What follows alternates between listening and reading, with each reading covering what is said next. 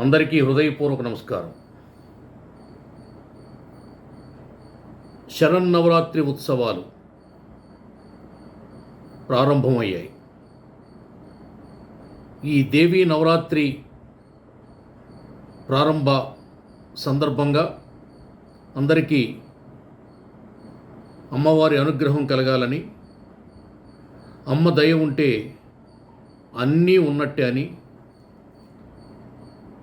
ఆ జగన్మాత అయినటువంటి దుర్గమ్మను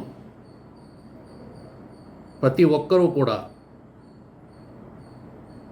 ఈ దేవీ నవరాత్రి ఉత్సవాల సందర్భంగా కనీసం రోజుకొక్కసారి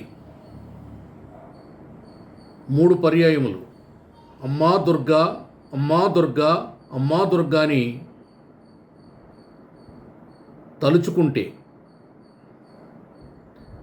మన అభీష్టములన్నీ కూడా నెరవేరి అమ్మ యొక్క పరిపూర్ణ కృపా కటాక్షములు మనపై ప్రసరించి మన జీవితాలు, మన సంసారాలు బాగుంటాయని శాస్త్రంలో చెప్పబడింది. కాత్యాయనాయ విద్మహే కన్యాకుమారి ధీమహి తన్నో దుర్గ ప్రచోదయాత్. ఓం దుం దుర్గాయై నమః.